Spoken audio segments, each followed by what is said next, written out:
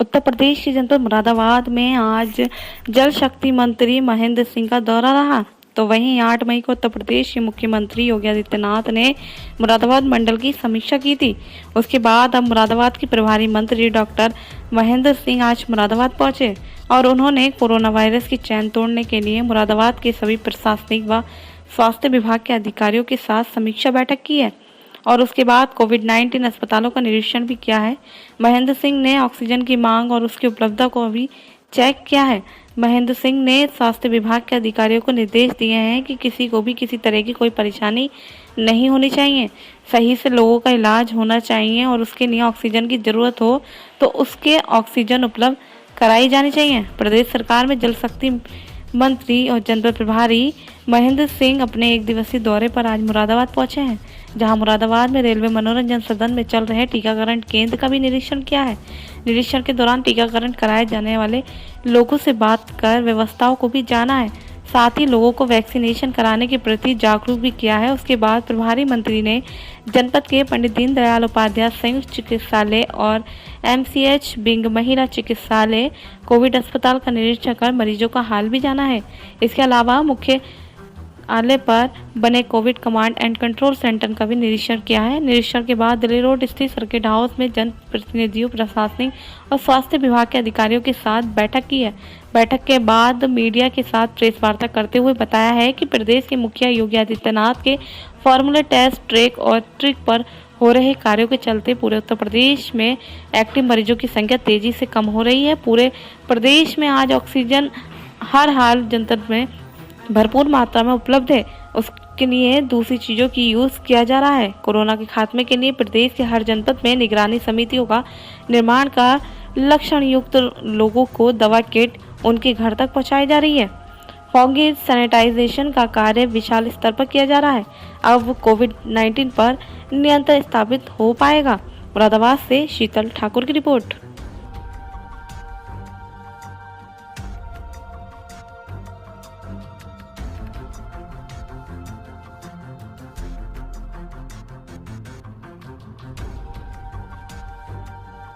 आज आप लोगों के बीच में ये जो कोरोना 19 की महामारी चल रही है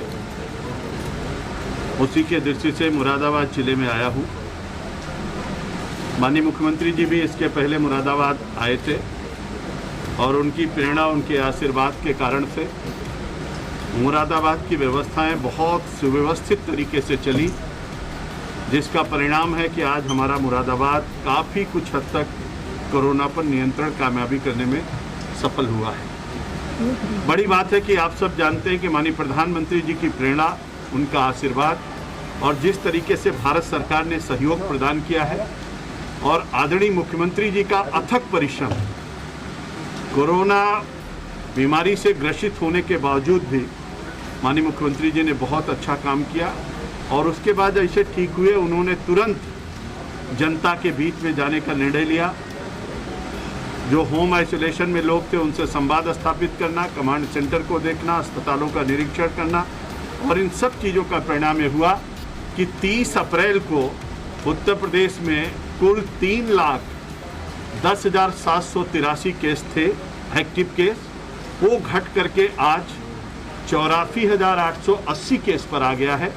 लगभग 2,25,000 केसों में कमी आई है उत्तर प्रदेश में और इस कमी के आधार पर जहां उत्तर प्रदेश में 25 अप्रैल को हम 38,055 पर पहुंच गए थे, आज की तारीख में उत्तर प्रदेश में 3700 यानी 3,700 केस पूरे उत्तर प्रदेश में आए हैं।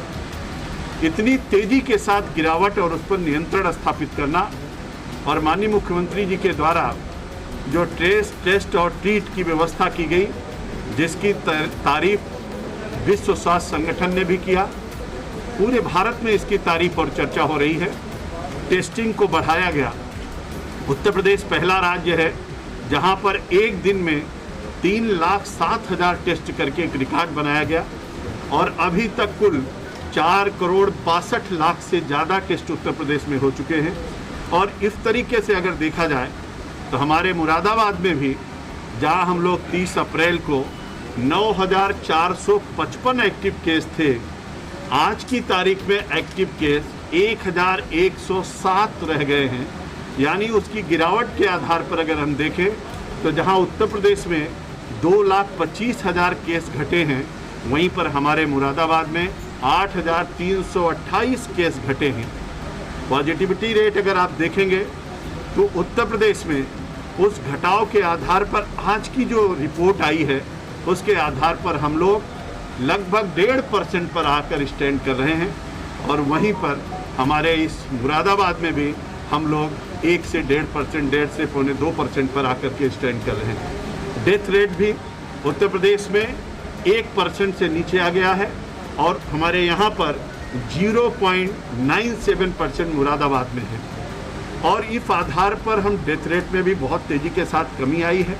पॉजिटिविटी रेट जो विश्व स्वास्थ्य संगठन कहता है, नीति आयोग कहती है कि 5% से नीचे होना चाहिए, और आज उत्तर प्रदेश उसमें 1.5% पर खड़ा है और हमारा मुरादाबाद भी 1.5 से 2.25% पर खड़ा है।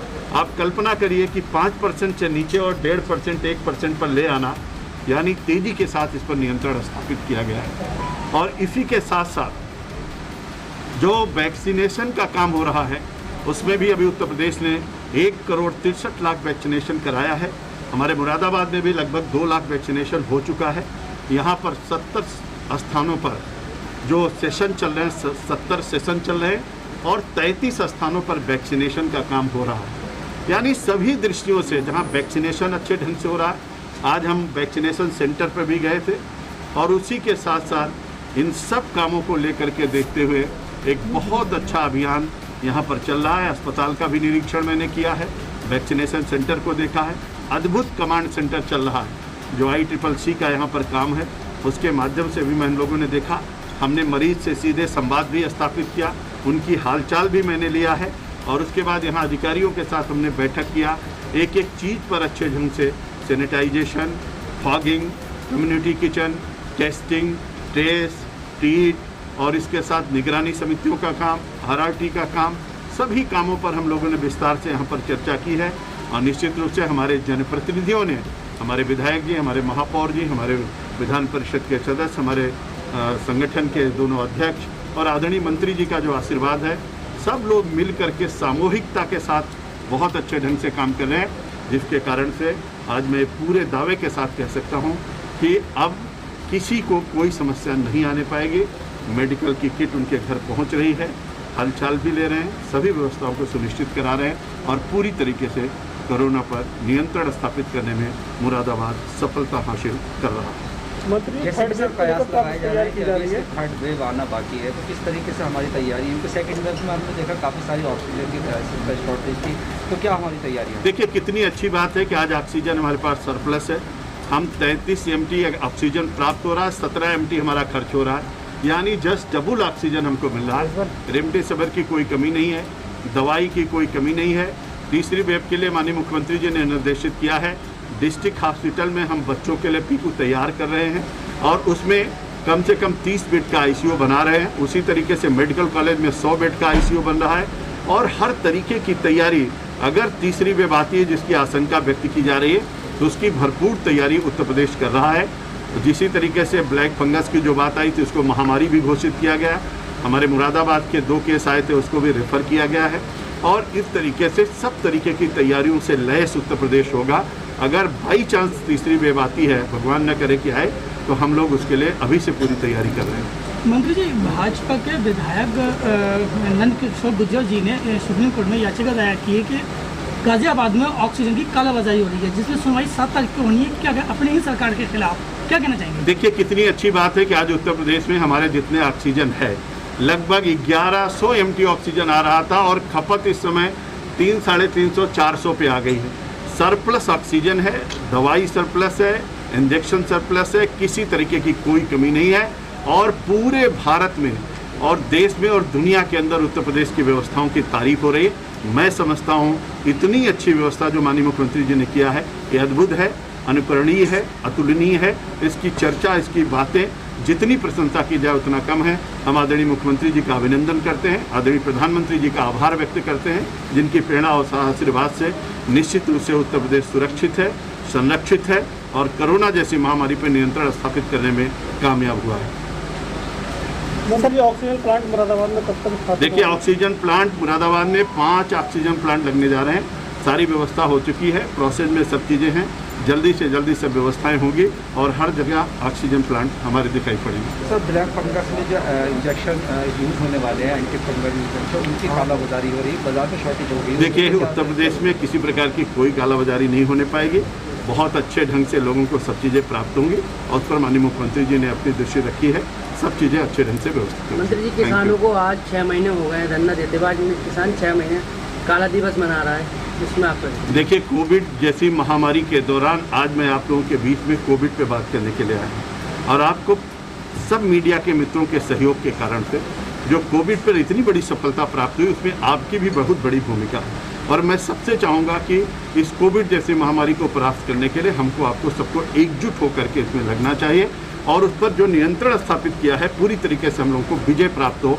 इसके लिए मैं आप सबका भी आह्वान करता हूँ कि वैक्सीनेशन भी अधिक से अधिक हो, सुरक्षा कवच भी रहे, मास्क भी लगाएं, दूरी भी बना करके रखें और अपना काम भी चलाएं।